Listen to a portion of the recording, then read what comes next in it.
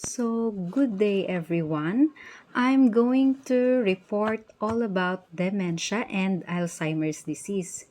This one is experienced by an old age 85 years old and above. So, dementia. The mental, emotional, and behavioral problems typically encountered by older adults are depression, anxiety, and dementia.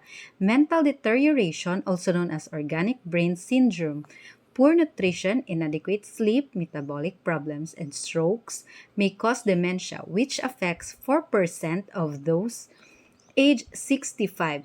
Dementia due to strokes is sometimes termed multi-infarct dementia. So this one, depression is you feel the um, strong sadness or loneliness by at the age of 65 and above. So the symptoms and experience of dementia and Alzheimer's disease.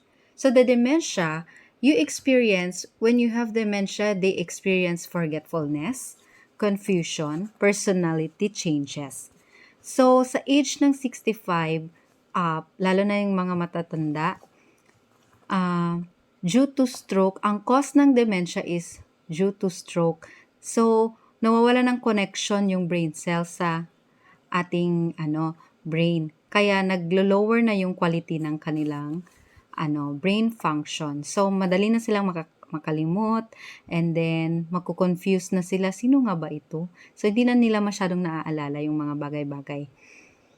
And then, sa Alzheimer's naman, ang na-experience naman ng merong Alzheimer's is agitation, confusion, difficulty of concentrating, loss of memory and orientation, trouble speaking, inability to use or understand language, total loss of control over bodily functions. So, sa Alzheimer's disease naman, ang cause naman nito is still a mystery to scientists and doctors kung saan ang cause nito.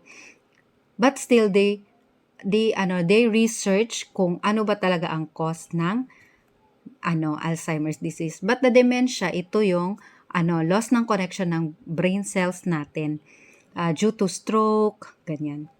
So next, the stages of dying and the death. At the end of the human lifespan, people face the issues of dying and death, the permanent cessation of all life functions. So, North American society in recent years has witnessed increased interest in the thantology or the study of death and dying.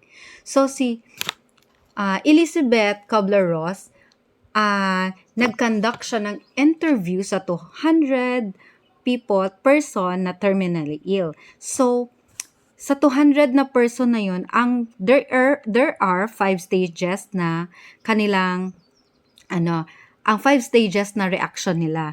First reaction nila is denial, in which they refuse to acknowledge the inevitable. So, alam na nilang na they are terminally ill, na hindi na talaga ma-cure ang sakit. The first reaction is denial sila. Okay lang, gagaling lang ako, ganun. Pero, at the point na nagde-deny sila, alam naman nila na hindi na talaga sila gagaling, which is the mistake na hindi pa nila i-accept. So, first reaction is denial. Next reaction nila is anger. Having their lives and prematurely. So, dito na naglalabas yung anger na envious na sila na sana, bakit sa akin pa nangyayari ito? Bakit sa hindi pa sa ibang tao na marami pa ako mga plano sa buhay? The next nilang reaction is bargaining or bargain. Attempt to bargain often with God and will promise to change their wrongdoings. So dito, pag nagbabargain sila, sabi na magpe-pray sila or mag-wish sila na babaguhin na nila ang mga maling gawain nila para lang ma-cure yung sakit nila. And then, sa fourth reaction na is depression. Dito na yung when bargaining falls, they experience depression and hopelessness. So, after nila mag-bargain din, wala pa rin nangyayari na walang cure, hindi pa rin na-cure yung kanilang sakit, dito na sila na-depress. So, the strong feeling of loneliness, sadness, and then, Sa fifth reaction na nila is acceptance. Dito na nila na finally those dying learn to accept the inevitable, paving the way for a smoother transition both for themselves and loved ones. So, ina-accept na dito na ang fifth stage na ina-accept na nila na na-accept na nila na hanggang dito na lang talaga sila. And they consume na ang time nila para sa kanilang loved ones, makasama ang kanilang loved ones, dahil alam na nila na hanggang doon na lang talaga sila. And then, the life review or process of reminiscing can help people examine the significance of their lives and prepare for death by making changes and finishing uncompleted tasks. Following the death of loved one, survivors normally experience bereavement or a change in status, as in the case of spouse becoming a widow or widower. The behavioral response of the bereaved person is termed as mourning. The emotional response that is termed as grief.